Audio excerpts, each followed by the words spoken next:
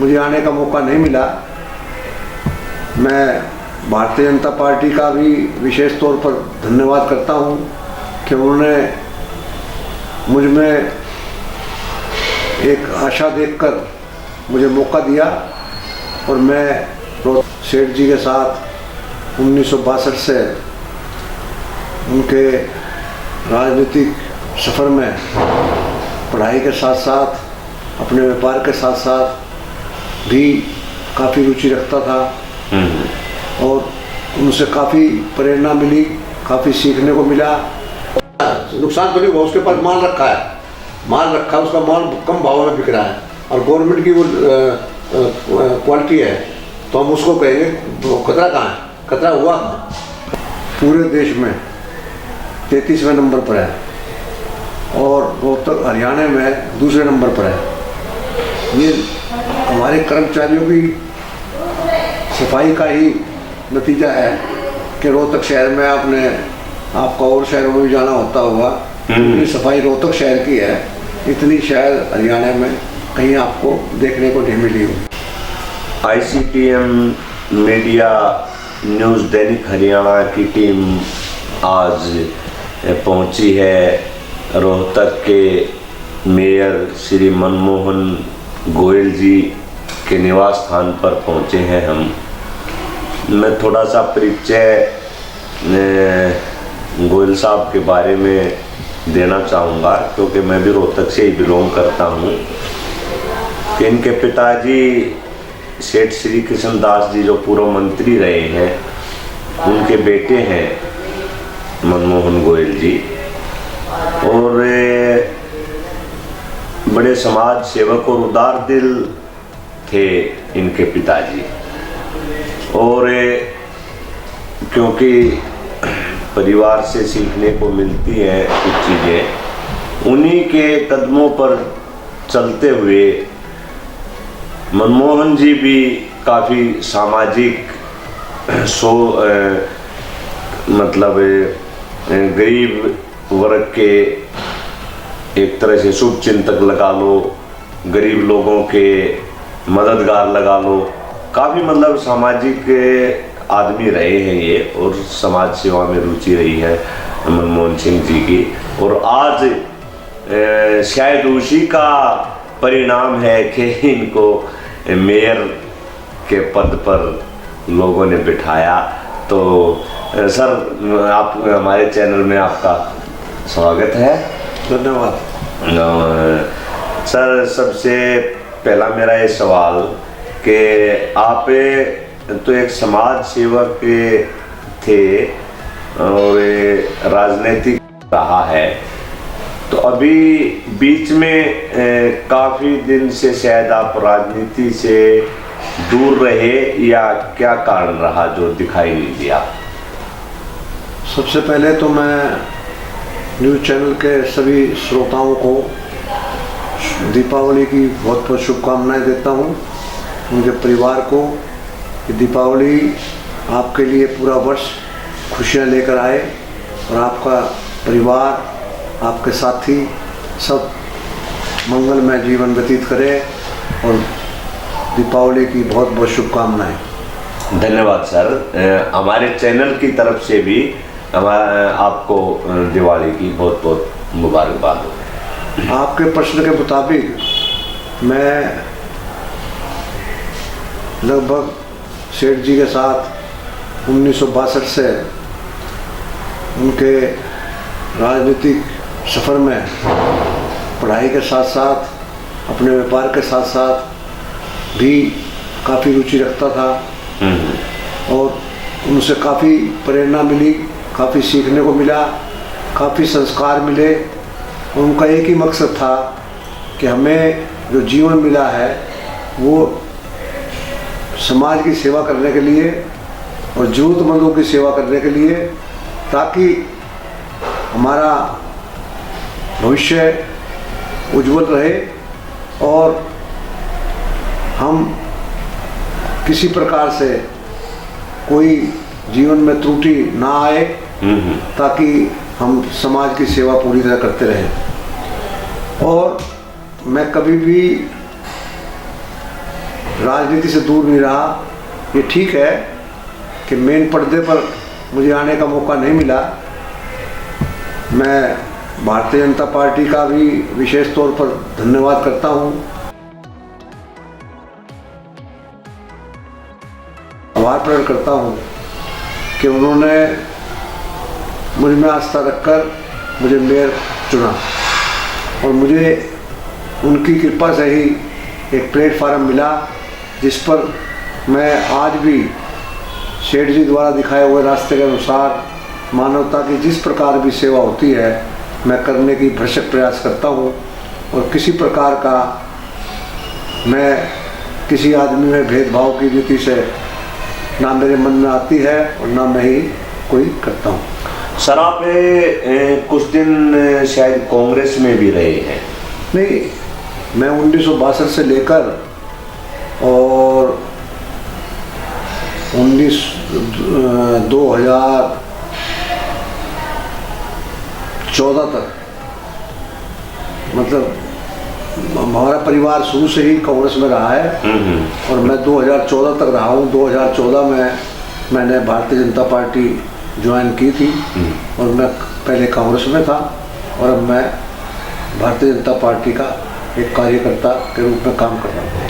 क्योंकि काफ़ी लंबा सफ़र तय किया आपने कांग्रेस पार्टी के मंच से, तो सर क्या कारण रहे कि इतने लंबे समय तक कांग्रेस पार्टी में रह कर के भी आपने कांग्रेस पार्टी को त्यागना पड़ा, बताएंगे ज़रा? नहीं, त्यागने की बात नहीं थी, ये पार्टी का अपना वो होता है और मैंने एक देख करके मुझे प्लेटफार्म किस प्रकार मिल सकता है ताकि मैं लोगों की सेवा कर सकूं और उसके लिए मुझे भारतीय जनता पार्टी में आना पड़ा। भारतीय जनता पार्टी वालों ने मुझ में विश्वास कर जो प्लेटफार्म दिया, मैं उसके लिए पार्टी का बहुत बहुत आभार प्रकट करता हूँ। इसका मतलब है कांग्रेस वालों ने आपको वो मंच नहीं दिया जो भारतीय जनता पार्टी ने दिया, यही कहना चाह रहे सर आप? यही इसका मकसद है कि भाई इसका मतलब भी यही है कि जब प्लेटफार्म जो देने का मौका दिया भारतीय जनता पार्टी ने दिया। चलो, तो भारतीय जनता पार्टी की सरकार है, सेंटर में भी है सर, हरियाणा में भी है, तो अभी चलो पहले हम एज ए मेयर के तौर पे आपके कार्यकाल को सर कितना समय हुआ है? अभी लगभग 2.25 साल हो गए हैं और मैं लोगों की अपेक्षा के अनुसार और मुझे भी जो करना चाहिए था वो मैं नहीं कर पाया क्योंकि कोरोना का काल रहा और उससे पहले भी नगर पालिका की जो है वो फाइनेंशियल पोजीशन ठीक ना होने की वजह से लोगों की अपेक्षा के अनुसार मैं लोगों की सेवा नहीं कर पाया। लेकिन उसके बावजूद भी हमने किसी प्रकार भी कर जिस प्रकार भी, जैसे पानी की समस्या थी उसको हमने काफ़ी से ज़्यादा दुरुस्त किया है। सीवेज की समस्या थी उसको दूर किया है। हमने लोगों से वायदा किया था कि हम सीसीटीवी कैमरे शहर में लगाएंगे, तो हमने 2 फेज़ों में लगभग 200 के करीब कैमरे लगाए और अभी तीसरे फेज़ के लिए भी लिस्ट बनाकर हरियाणा सरकार को भेज रखी है। उसकी मंजूरी आने के बाद वो भी लगाएंगे। भारतीय जनता पार्टी वालों ने मुझ में विश्वास कर जो प्लेटफार्म दिया, मैं उसके लिए पार्टी का बहुत बहुत आभार प्रकट करता हूँ। इसका मतलब है कांग्रेस वालों ने आपको वो मंच नहीं दिया जो भारतीय जनता पार्टी ने दिया, यही कहना चाह रहे सर आप? यही इसका मकसद है कि भाई इसका मतलब भी यही है कि जब प्लेटफार्म जो देने का मौका दिया भारतीय जनता पार्टी ने दिया। चलो, तो भारतीय जनता पार्टी की सरकार है, सेंटर में भी है सर, हरियाणा में भी है, तो अभी चलो पहले हम एज ए मेयर के तौर पे आपके कार्यकाल को सर कितना समय हुआ है? अभी लगभग 2.25 साल हो गए हैं और मैं लोगों की अपेक्षा के अनुसार और मुझे भी जो करना चाहिए था वो मैं नहीं कर पाया, क्योंकि कोरोना का काल रहा और उससे पहले भी नगर पालिका की जो है वो फाइनेंशियल पोजीशन ठीक ना होने की वजह से लोगों की अपेक्षा के अनुसार मैं लोगों की सेवा नहीं कर पाया।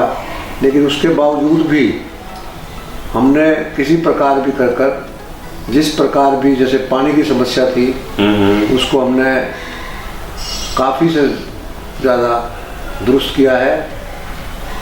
सीवेज की समस्या थी उसको दूर किया है। हमने लोगों से वायदा किया था कि हम सीसीटीवी कैमरे शहर में लगाएंगे, तो हमने 2 फेज़ों में लगभग 200 के करीब कैमरे लगाए और अभी तीसरे फेज़ के लिए भी लिस्ट बनाकर हरियाणा सरकार को भेज रखी है। उसकी मंजूरी आने के बाद वो भी लगाएंगे। जहाँ तक बात कही आपने कि नगर निगम में बजट की जो कमी है, तो बजट तो सेंटर में भी आपकी सरकार है, राज्य में भी आपकी सरकार है, तो बजट की तो अब भी अगर कमी है तो सर कब पूरी होगी निगम की कमी? देखिए, आप खुद देख रहे हैं कि जब से कोरोना का टाइम शुरू हुआ है तब से सभी काम, क्योंकि रेवेन्यू के आने में काफ़ी कमी आई है, लोगों की आर्थिक स्थिति में काफ़ी कमजोरी आई है, तो सबका असर इसके ऊपर पड़ा है और इसी वजह से कोई भी मदद के रूप में कॉरपोरेशन में नहीं आ रही है। और यहाँ पर जो है ना, अब आपने रोहतक शहर की सफाई में देखा होगा, सफाई में हम पूरे देश में 33वें नंबर पर है और रोहतक हरियाणा में दूसरे नंबर पर है। ये हमारे कर्मचारियों की सफाई का ही नतीजा है कि रोहतक शहर में आपका और शहरों में भी जाना होता होगा, इतनी सफाई रोहतक शहर की है, इतनी शायद हरियाणा में कहीं आपको देखने को नहीं मिली हो।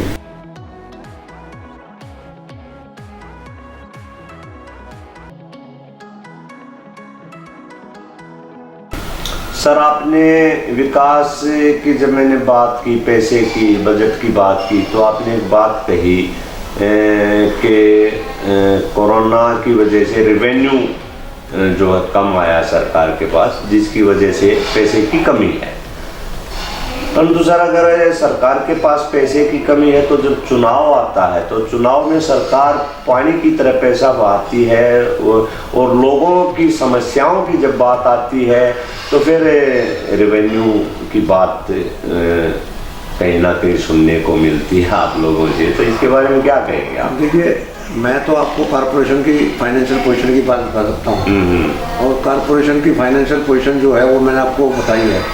बाकी जो चैन स्नैचिंग होती है, जो और किस्म के अपराध होते हैं, उस पर कुछ अंकुश पाया जा सके। मतलब गुंडागर्दी पे लगाम लगाने के लिए आपने एक कदम उठाया सर। मैं एक बात आपने जो कहा कि पीने के पानी की समस्या, सीवरेज की समस्या हमने दूर कर दी है, परंतु कुछ कॉलोनियों में अब भी पानी के लिए त्राही मचती है जब गर्मी आती है। तो नहीं, आपने देखा होगा कि पिछली गर्मी में कहीं की भी त्राही नहीं मची है और क्योंकि हम साधन बना रहे हैं, अभी एक वाटर वर्क्स के लिए भी प्रपोजल बना के रखी है, उसका भी हम कोशिश कर रहे हैं, लेकिन हमने उन्हीं साधनों से लोगों की अपेक्षा के अनुसार काफ़ी दिया और आपने पिछली गर्मी में देखा होगा कि कोई त्राही नहीं मची, ना ही कभी आपके पास कोई इस किस्म का मीडिया में समाचार आया होगा।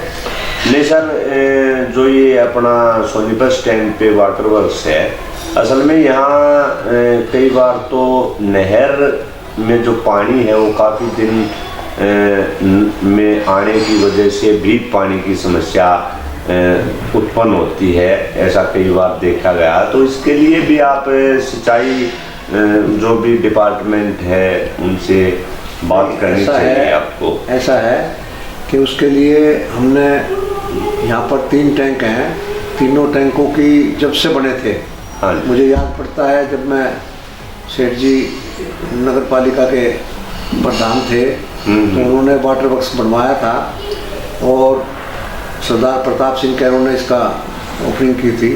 उसके बाद इसके टैंकों की सफाई नहीं हुई। अब हमने कोशिश कर हरियाणा सरकार से इजाज़त लेकर, ये आपकी बात कर रहे हैं क्या? हाँ जी, हाँ जी, उसके बाद से सफाई नहीं हुई थी।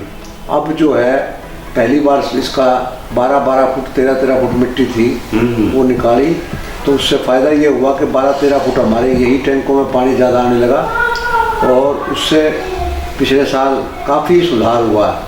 और जो चैनल सोनीपत रोड से आता है, इसको भी पाइप के सिस्टम से लगाने के लिए हमारी हरियाणा सरकार ने प्रपोजल मान ली है और वो इस पर जल्दी ही काम शुरू हो जाएगा, ताकि पानी पाइप से आएगा तो उससे पानी भी ज़्यादा आएगा और ये टैंक पूरे भर जाया करेंगे और टैंक भरने के बाद पानी की सप्लाई में सुधार होगा। सर, सीवरेज की बात आपने की, तो सीवरेज की बात जहाँ तक है, हम देखते हैं जब भी बरसात होती है, हालांकि तकरीबन हर सरकार कहती रही है बात कि सीवरेज की समस्या ख़त्म हो गई है रोहतक के अंदर, परंतु छोटराम चौक पे हम देखते हैं कि थोड़ी सी बरसात होते ही पानी खड़ा हो जाता है। तो आप क्या इस बात पे कहना चाहेंगे? देखिए, सीवरेज और स्टॉर्म वाटर दो अलग अलग चीज़ें हैं। स्टॉर्म वाटर में आपने अब की बार देखा हुआ 3 बार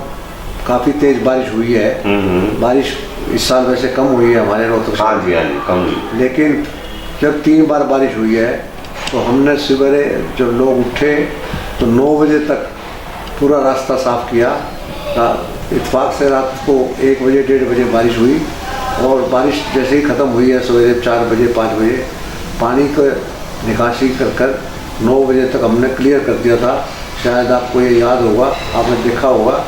तो कोशिश यही है कि हम पूरा बेहतर करके लोगों की सुविधा में जितनी मदद कर सके वो हम कर रहे हैं।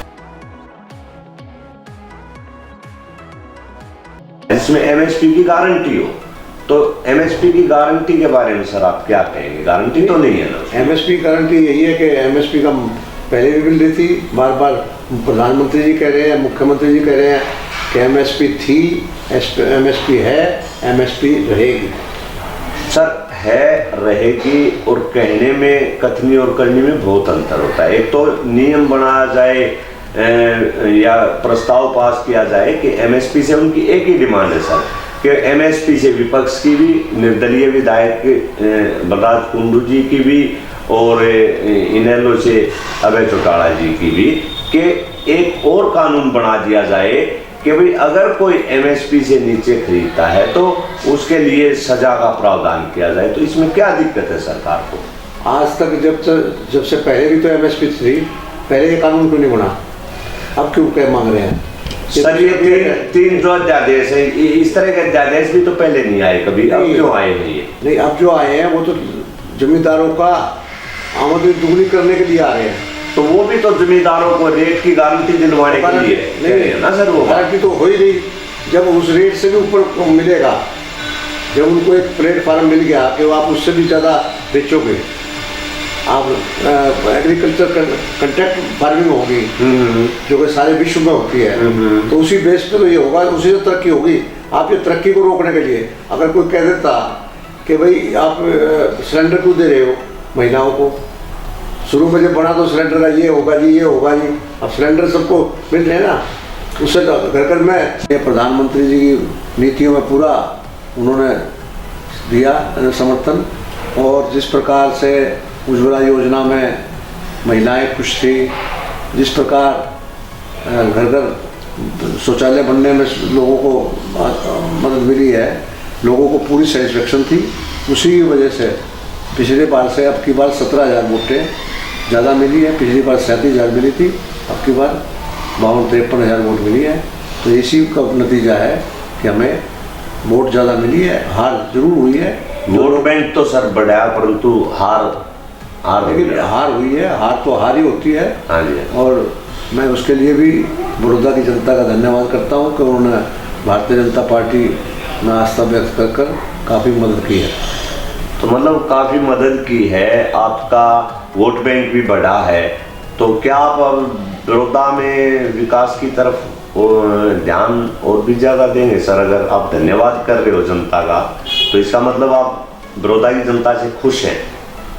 बड़ौदा की जनता के तो खुश हैं जिन्होंने इतनी वोट दी है। हाँ हाँ। तो फिर विकास कार्य तो वहाँ का जो MLA चुना गया है वो कितनी तो जाकर विधानसभा में अपनी कितनी आवाज़ उठाएगा, कितनी बात करेगा, कितने अपनी जरूरतें पेश करेगा, उसके हिसाब से वहाँ पास होगा। नहीं सर, विपक्ष से वाले तो अपनी डिमांड उठाते रहते हैं। विपक्ष वालों की पूर्ण बहुमत जब होता है तो सुनता कौन है? किसान अध्यादेश पे विपक्ष वालों ने खूब हंगामा कर लिया, परंतु कोई सुनाई नहीं हुई उनकी। देखिए ऐसा है कि कभी भी पार्लियामेंट चलनी हो गई, हमें रोक देती है सरकार, गैस से चलने लग गया। सर ये बात तो आप कह रहे हैं ना, पर आप देखो ना, जनता में कोई तकलीफ हो तो बताओ। आप तो देखो सत्तारूढ़ पार्टी के कार्यकर्ता हैं। नहीं, आप तो आप कह रहे हैं, ये बात तो आप कह रहे हैं ना कि रेट जो MSP से उससे भी ज्यादा मिलेगा, परंतु जब कम मिलेगा हाँ जी हाँ, तब आप ये सवाल करना। अभी जब तक मिल रहा है तब तक आपको ये सवाल करना नहीं चाहिए कि भाई कम मिल रहा है तो कहो जी कम मिल रहा है। आपने बात कही, मैंने बात कही है कि जो गवर्नमेंट ने अप्रूव कर रखा है वो MSP किसी को कम मिली है तो उस जमींदार को ले आओ, उसके पास माल होना चाहिए, हम ला के डी हिसाब से कहेंगे कि माल खरीदवाओ MSP में, कैसे मना करते हो? तो सर आपका कहना तो ये हो गया कि एक तरह से अगर कोई मतलब खतरा किसी चीज़ पे मंडरा रहा हो या किसी को यूँ दिख रहा हो कि इस चीज़ में खतरा है, उसमें नुकसान होने की संभावना है, तो मतलब वो नुकसान हो जाए तब उसका समाधान का नुकसान तो नहीं हुआ, उसके पास माल रखा है, उसका माल कम भाव में बिक रहा है और गवर्नमेंट की वो क्वालिटी है, तो हम उसको कहेंगे खतरा कहाँ है? खतरा हुआ कहाँ? खतरा उसके पास सामान रखा है, सामान वो उस भाव में दुआएंगे। तो ये गारंटी आप मतलब आप बिकवाएंगे उस सामान को? बिक रहा है, आप हम क्या बिकवाएंगे? अभी भी बिक रहा है। अगर किसी जमींदार ने आपको कहा है तो उस जमींदार के लिए मैं कह रहा हूँ कि उसकी क्वालिटी गवर्नमेंट की प्रिस्क्राइब है तो डी हिसाब से हम उसको MSP दिलाएंगे। तो मेयर साहब का ये कहना है कि जो विपक्ष से जो किसानों के अध्यादेश किसान नेता या विपक्ष जो विरोध कर रहे हैं वो एक तरह से इनके हिसाब से ठीक नहीं है, क्योंकि इनका ये मानना है कि MSP से भी ज़्यादा रेट में इनकी फसल किसान की बिकेगी, यही ना सर? आप बिल्कुल किसान की बिकेगी। तो सर आपने कही कि बड़ौदा से जो अभी विधायक बने हैं, अगर वो अपनी बात उठाएंगे, अपनी डिमांड उठाएंगे तो वहाँ पे काम होएंगे, परंतु भाजपा की सरकार है, वहाँ से प्रत्याशी जो जीते हैं वो कांग्रेस के हैं, तो विपक्ष के प्रत्याशी से वो निर्दलीय हों, इनेलो से हों या कांग्रेस से हों, समय समय पर अपने इलाके के मुद्दे और मांग उठाते रहते हैं, परंतु उनकी सुनवाई तो कोई होती नहीं ना सर? देखिए ये तो सरकार की नीति है, सरकार बताएगी क्या करते हैं और करते भी हैं। ऐसा थोड़ी है कि काम नहीं करते हैं, काम तो होते हैं। जो आदमी अपनी आवाज़ उठाते हैं जो काम होते हैं और तो अपने जाते भी हैं, विधानसभा में भी जाते हैं और सारे चंडीगढ़ में जाकर अपने काम कराते हैं।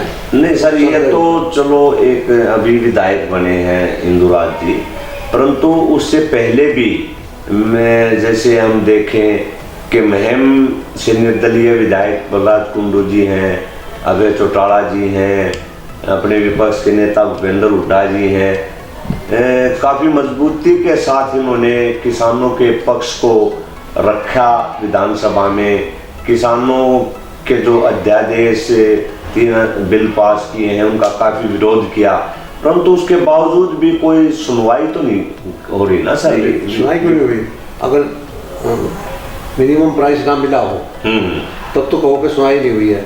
मिनिमम प्राइस मिल रहा है, मिनिमम प्राइस मिलने के बाद गवर्नमेंट ने अध्यादेश जो जारी किए उनको ज़्यादा फैसिलिटी देने के लिए किया ना, और फैसिलिटी जो दे रहे हैं वो सरकार देगी, क्योंकि सरकार अगर ना देगी तो उसकी नीति कैसे बढ़ेगी। सर उनका कहना यही है ना, वो तो सरकार ने उनकी डिमांड तो नहीं मांगी ना, चीख के मर गए वो लोग कि भाई 3 अध्यादेश नहीं। सर 1 मिनट मेरा सवाल आप सुनिए पूरा, कि 3 अध्यादेश जो जारी किए हैं वो उनका मानना है कि इन अध्यादेशों से हम संतुष्ट नहीं है, किसान नेता संतुष्ट नहीं है। एक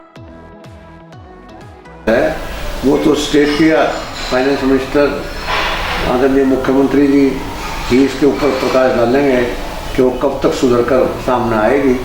जैसे वो सुधरेगी तो मैं समझता हूँ कि कारपोरेशन की भी पोजीशन कुछ ना कुछ सुधरेगी। नहीं सर, मेरा कहने का मतलब ये था कि जब चुनाव आते हैं तो चुनाव में पैसा खूब लगाया जाता है, मतलब, और उस टाइम पे कोई पैसे की कमी नहीं होती, परंतु लोगों के विकास के कार्यों की जहां बात करते हैं तो फिर कोरोना कहीं ना कहीं फैक्टर बन जाता है। मैं ये पूछना चाह रहा हूँ सर आपसे। देखिए, मैं पूरे स्टेट की और स्टेट गवर्नमेंट की तो आपको इसका बता नहीं सकता।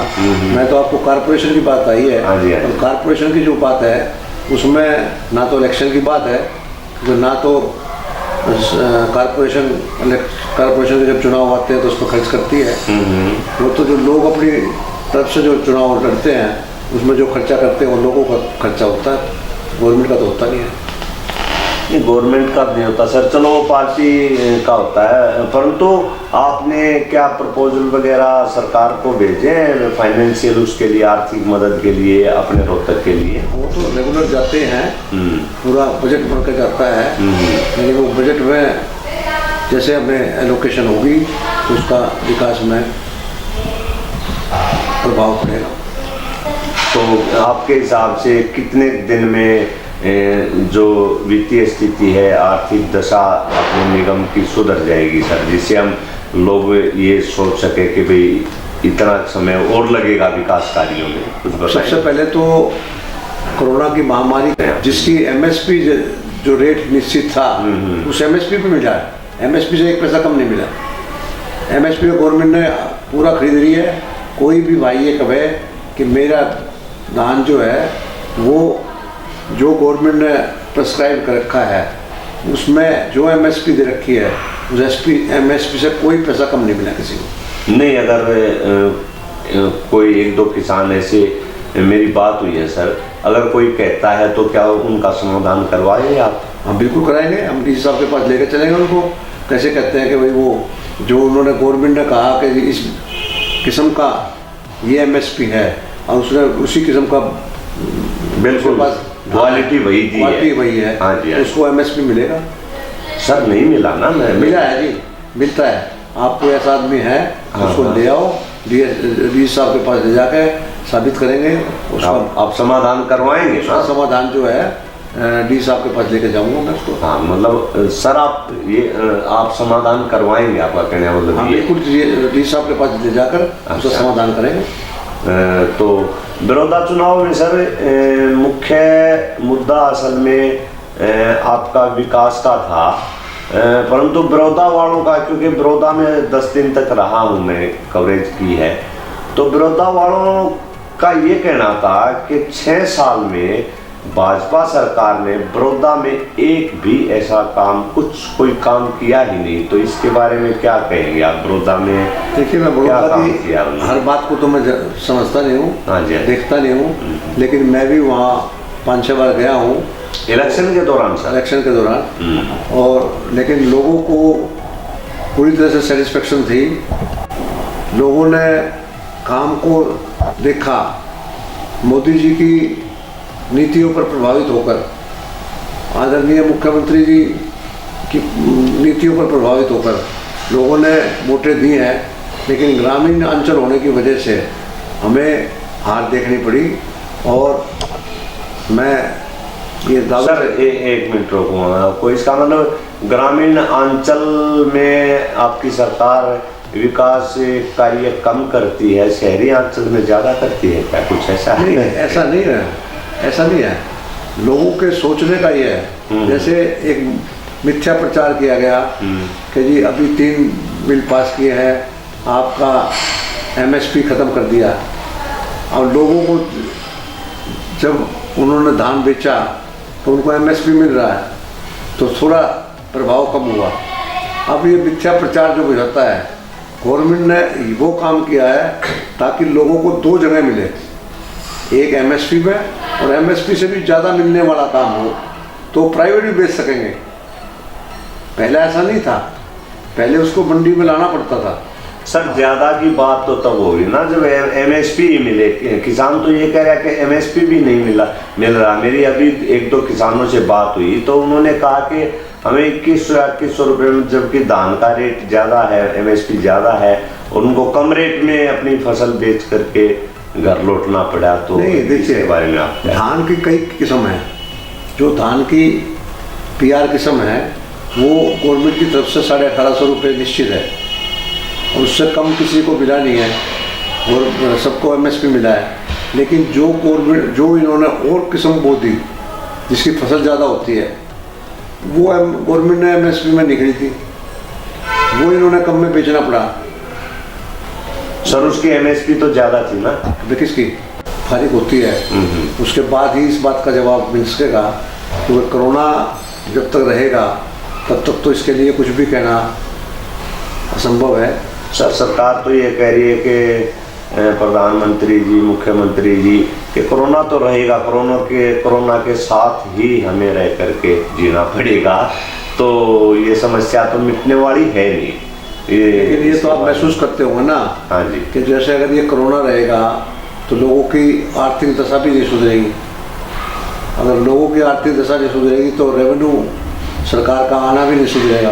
मैं वही कह रहा हूँ ना सर, मेरा वही सवाल है कि अगर कोरोना 10 साल चल जाता है तो इसका मतलब 10 साल तक विकास नहीं हो पाएगा, बड़ा प्रभाव पड़ेगा। अगर रेवेन्यू नहीं आएगा तो कहाँ से होगा? रेवेन्यू आएगा, क्योंकि रेवेन्यू जितना आता है उससे पहले तनख्वाह देनी जरूरी है ना जी।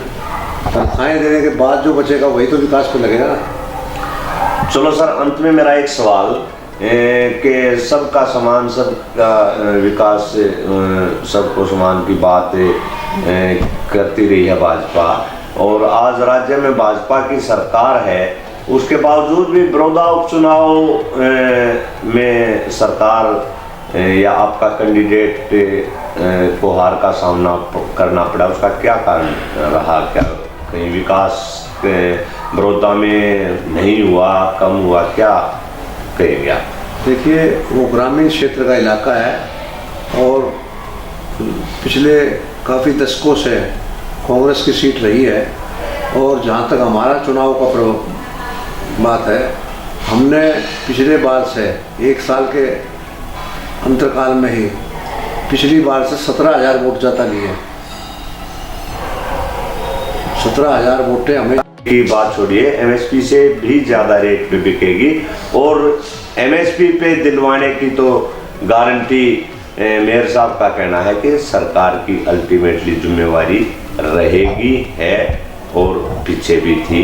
तो इसके लिए मेयर साहब आपका बहुत बहुत धन्यवाद। धन्यवाद जी, श्रोताओं का भी धन्यवाद और आपका मीडिया का बहुत बड़ा धन्यवाद कि आपने इतना समय दिया और पूरी डिटेल में बात की। आपका बहुत बहुत धन्यवाद। और एक बार फिर हमारे चैनल की तरफ से सर आपको दिवाली की हार्दिक बधाइयाँ हों। आपका घर परिवार खुशहाल रहे, ये हमारे चैनल की तरफ से आपके लिए दुआएं हैं हमारी। धन्यवाद जी, धन्यवाद। धन्यवाद सर।